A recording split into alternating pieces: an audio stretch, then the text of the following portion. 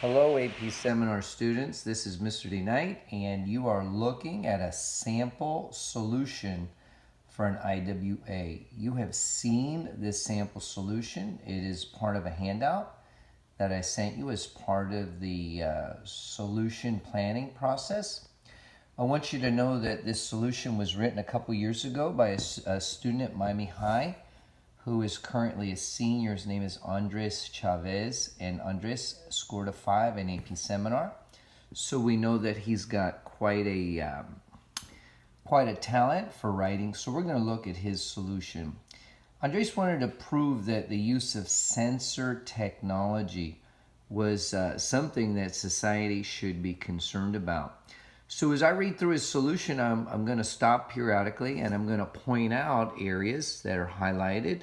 And those areas that I'm highlighting are features of an effective solution. So you all have had a chance to plan out your solution. And in planning out your solution, hopefully you have some of these features in it. So right away, I want you to know that a solution, the most important feature is that it makes logical sense, based on both the body paragraphs that you've already written and your counter arguments. So we're going to see that Andres does that right away in his opening sentences. He says that sensors have proven to be seriously harmful and intrusive to an individual's privacy. However, so this is complicated, there's two sides to it. It cannot be denied that the advancement of sensor technology would bring with it many benefits. Furthermore, to ask people to simply stop innovating and improving technology is an unrealistic demand riddled with limitations. Therefore, the solution lies in ethical contracts. So right away, Andres has shown that he's thinking logically. He's not proposing solutions that are fantasy-like or unrealistic. So Andres goes on to give us a definition. He says ethical contracts are similar to terms of service agreements. Then he admits right away that there's a limitation here. He's got that highlighted in blue. It is well known that these agreements are typically very long, and oftentimes people do not look through all of it. These limitations are easy to get around. So that's an important thing, because when you're admitting limitations, you don't want to admit that the limitations are so strong that they would weaken your solution.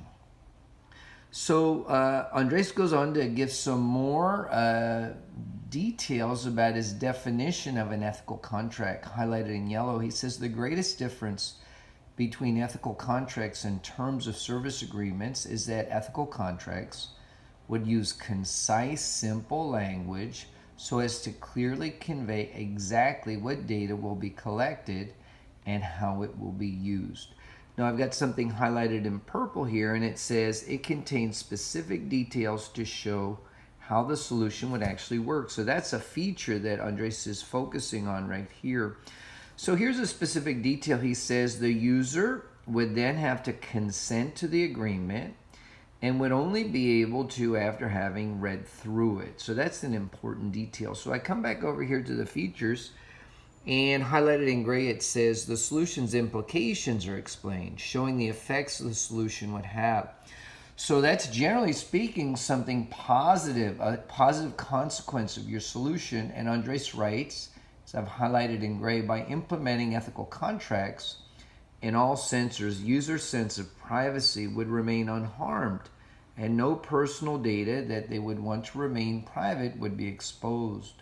Another implication would be that businesses involved in sensor technology would save money by avoiding lawsuits filed against them for privacy breaches.